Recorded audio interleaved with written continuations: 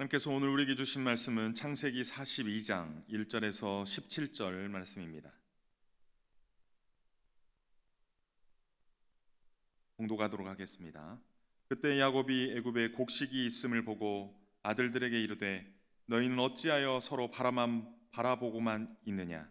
야곱이 또 이르되 내가 들은즉 저 애굽에 곡식이 있다 하니 너희는 그리로 가서 거기서 우리를 위하여 사오라. 그러면 우리가 살고 죽지 아니하리라 하매 요셉의 형 10명이 애굽에서 곡식을 사려고 내려갔으나 야곱이 요셉의 아우 베냐민은 그의 형들과 함께 보내지 아니하였으니 이는 그의 생각에 재난이 그에게 미칠까 두려워함이었더라. 이스라엘의 아들들이 양식 사러 간 자중에 있으니 가나안 땅에 기근이 있음이라.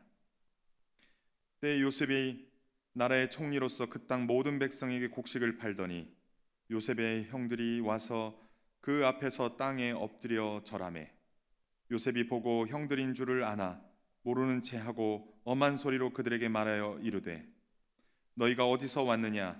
그들이 이르되 곡물을 사려고 가나안에서 왔나이다. 요셉은 그의 형들을 알아보았으나 그들은 요셉을 알아보지 못하였더라. 요셉이 그들에게 대하여 꾼 꿈을 생각하고 그들에게 이르되 너희는 정탐꾼들이라. 이 나라의 틈을 엿보려고 왔느니라. 그들이 그에게 이르되 내 주여 아니니이다. 당신의 종들은 곡물을 사러 왔나이다. 우리는 다 한 사람의 아들로서 확실한 자들이니 당신의 종들은 정탐꾼이 아니니이다. 요셉이 그들에게 이르되 아니라 너희가 이 나라의 틈을 엿보러 왔느니라. 그들이 이르되 당신의 종 우리들은 12 형제로서 가나안 땅 한 사람의 아들들이라. 막내 아들은 오늘 아버지와 함께 있고 또 하나는 없어졌으나 요셉이 그들에게 이르되 내가 너희에게 이르기를 너희는 정탐꾼들이라 한 말이 이것이니라. 너희는 이같이 하여 너희 진실함을 증명할 것이라. 바로의 생명으로 맹세하노니 너희 막내 아우가 여기 오지 아니하면 너희가 여기서 나가지 못하리라. 너희 중 하나를 보내어 너희 아우를 데려오게 하고 너희는 같이여 있으라. 내가 너희의 말을 시험하여 너희 중에 진실이 있는지 보리라. 바로의 생명으로 맹세하노니 그리하지 아니하면 너희는 과연 정탐꾼이니라 하고 그들을 다 함께 3일을 가두었더라. 아멘.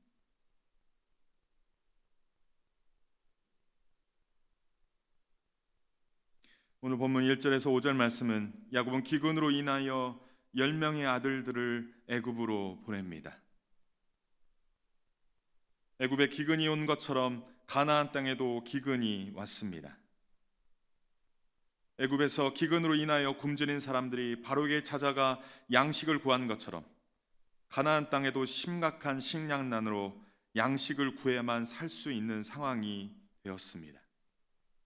그때 야곱은 애굽에 곡식이 있다는 말을 듣고 아들들에게 너희는 어찌하여 바라만 보고 있냐. 너희는 그리로 가서 곡식을 사오라. 그리하면 우리가 살고 죽지 않을 것이라 라고 말을 합니다. 야곱은 베냐민을 제외하고 10명의 형제들을 애굽으로 보냅니다.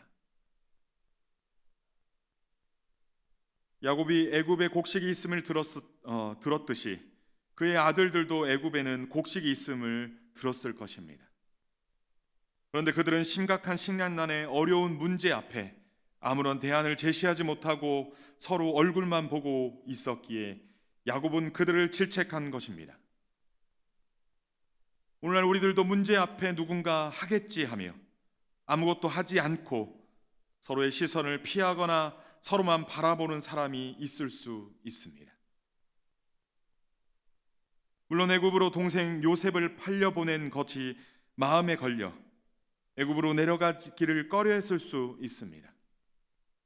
하지만 그들의 과거의 전적을 보았을 때 전자와 후자 모두의 가능성이 있어 보입니다. 오늘날 우리들은 문제 앞에 어떻게 반응합니까? 문제가 있어서 지금 즉시 행동해야 할 때가 있습니다. 그때 서로에게 미루며 서로의 눈치를 보며 나만 아니면 되지 하는 생각을 해서는 안 될 것입니다.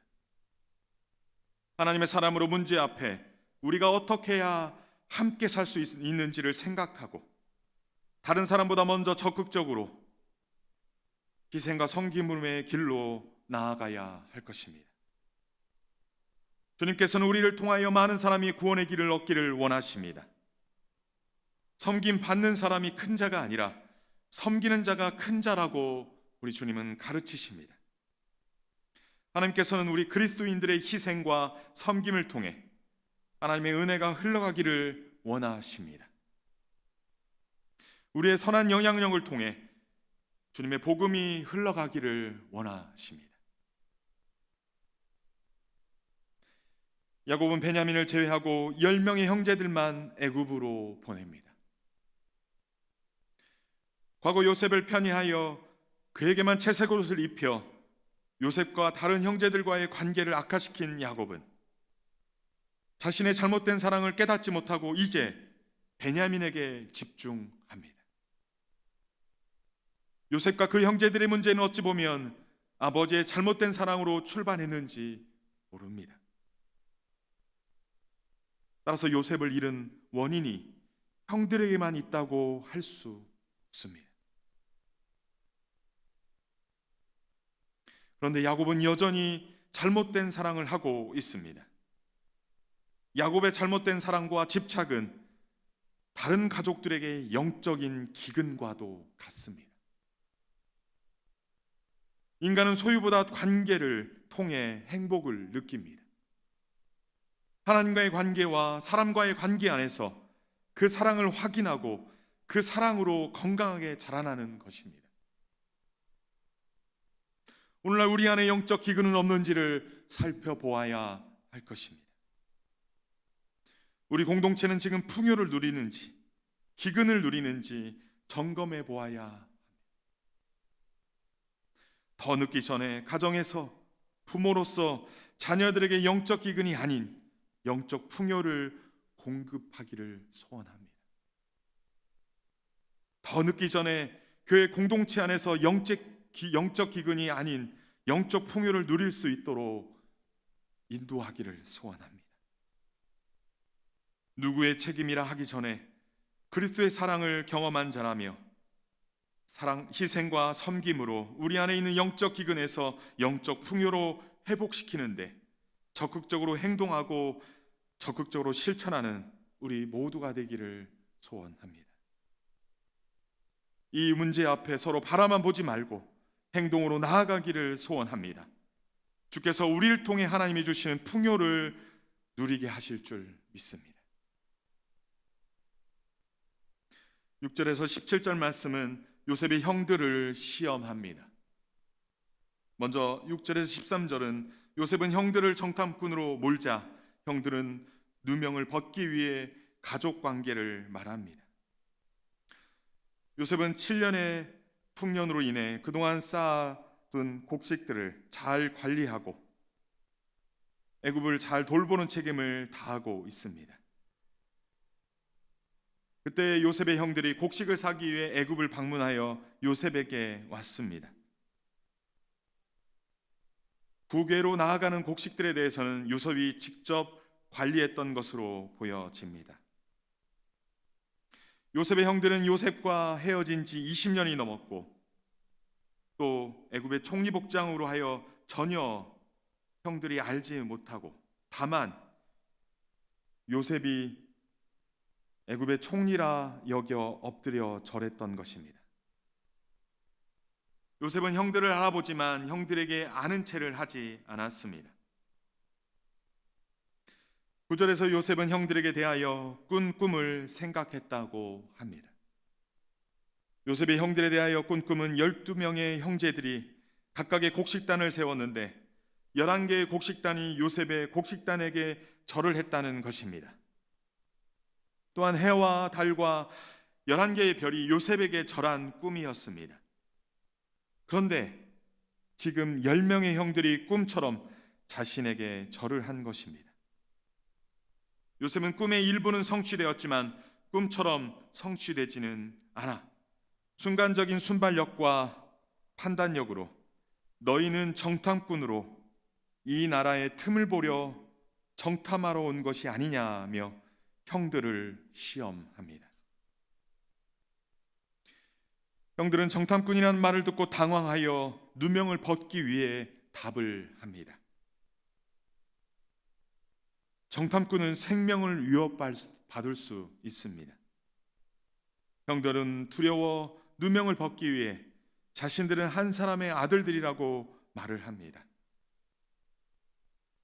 정탐꾼들은 한 형제일 수 없기 때문에 그렇게 대답을 한 것입니다. 그들이 누명을 벗기 위해 두 번째 말한 것은 자신들은 12형제인데 한 명은 아버지와 함께 있고 다른 한 명은 실종되었다고 말을 합니다. 형들은 굳이 말하지 않아도 되는 내용을 무의식적으로 이야기한 듯 합니다. 하지만 그들의 이러한 대답은 늘 죄책감에 시달린 듯 보여지는 대목입니다. 지난 세월을 후회했던 것으로 보여집니다. 14절에서 17절 말씀은 요셉은 형들에게 정탐꾼이 아닌 것을 증명해 보이라고 합니다. 요셉은 그들이 가족관계에 대하여 말한 것 자체가 밀정의 증거라고, 정탐꾼의 증거라고 몰아붙입니다. 따라서 집에 있다고 한 막내 동생을 데리고 와서 정탐꾼이 아니라는 것을 증명하라고 합니다. 따라서 너희 중에 하나를 보내어 너희 아우를 데려오게 하고 너희는 갇혀 있으라. 만일 너희의 아우가 오지 않으면 너희는 정탐꾼이요 너희가 감옥에서 나가지 못할 것을 바로의 생명을 두고 맹세한다고 합니다. 그리고 그들을 3일간 감옥에 가두었습니다. 그들은 막내를 데려와 누명을 벗지 못하면 정탐꾼으로 죽을 위기에 처한 것입니다. 요셉은 형들이 자신에게 엎드려 절을 하였을 때 꿈을 생각하였다고 합니다. 애굽의 바로의 꿈이 이루어지는 것을 경험한 요셉은 20년 전에 자신이 꾼 꿈이 이루어지고 있음을 생각했을 것입니다. 문제는 11개의 곡식단이 아니라 10개의 곡식단이고 해와 달과 11별이 아닌 것입니다. 요셉은 형들을 시험하여 자신이 꾼 꿈을 이루어 가려 합니다. 곧바로 화해하고 곧바로 불러들여서 꿈을 이루는 것이 아니라 20년이나 지난 깊은 고려의 관계를 진정으로 용서하고 화해하며 하나님의 뜻을 이루기를 원했던 것입니다. 따라서 요셉이 형들을 시험하는 이유는 골탕을 먹이려는 것이 아니라 하나님의 온전한 뜻을 성취하고 오래 골깊은 관계들을 그 문제를 온전히 회복하고자 하는 의도가 있는 것입니다. 오늘날 우리는 조급한 마음에 우리의 때에 우리의 방법으로 하나님의 뜻을 이루고 인간관계를 좌지우지하려는 경향이 없지 않나 뒤돌아봅니다. 인간관계란 쌍방의 관계입니다. 나의 의도도 있지만 상대방의 의도도 있는 것입니다. 내가 어떻게 한다고 해서 기계적으로 수학적으로 그 수학적 답처럼 상대방이 내가 원하는 행동을 취하고 내가 원하는 마음이 될 것이라는 것은 오산인 것입니다. 오랜 세월이 흘렀거나 또는 깊은 상처일수록 그만큼의 시간과 그만큼의 노력이 필요한 것입니다. 오늘 우리는 우리 안에 잘못된 관계를 회복해야 합니다. 그 깨진 관계, 그 상처난 관계를 그 크기와 정도에 따라 그에 합당한 시간과 노력을 해서라도 회복해야 할 것입니다. 그것이 분명한 하나님의 뜻일 것입니다. 하지만 반드시 조급하게 하지 말아야 할 것입니다. 지혜롭게 상대방을 배려하며 해야 할 것입니다. 나아가 관계를 형성하는 것도 시간과 노력이 필요할 것입니다. 우리 가정과 교회 공동체 가운데 이러한 지혜롭고 신중한 모습을 통해서 이전보다도 더 좋은 관계로, 하나님께서 기뻐하시는 관계로 회복되어지는 은혜가 있기를 주님의 이름으로 간절히 축원합니다. 오늘 본문에서 하나님은 어떤 분이시고 우리에게 주는 교훈은 무엇입니까? 하나님께서는 우리 안에 잘못된 관계를 해결하기를 원하십니다. 육적인 기근 문제만이 아니라 영적 기근의 문제이든 그 어떤 문제이든 서로 적극적으로 해결하기를 원하십니다. 잘못된 관계, 상처가 큰 관계일수록 지혜롭고 신중하게 해결하여서 하나님이 기뻐하시고 온전하신 뜻을 이루는 우리 모두가 되기를 주님의 이름으로 간절히 축원합니다. 함께 기도하도록 하겠습니다. 하나님 아버지, 우리가 문제 앞에 방관하지 않게 하여 주옵소서. 문제 앞에 대안을 제시하고 그것을 해결하기 위해 적극적으로 희생과 섬김의 길을 가게 하여 주옵소서. 하나님 아버지, 우리 공동체가 관계의 문제를 잘 극복하고 해결하기를 소원합니다. 어렵고 힘든 관계, 깨진 관계 등 우리 안에 있는 관계 문제를 조급함으로 대충 해결하려 하지 않게 하시고 우리 안에 지혜롭고 신중한 모습을 허락하사 실타래같이 꼬인 잘못된 관계들을 더 좋은 관계로, 하나님이 기뻐하시는 관계로 온전히 회복하게 인도하여 주옵소서. 이 모든 것 주님께 의탁하옵고 거룩하신 예수님의 이름으로 기도합니다. 아멘.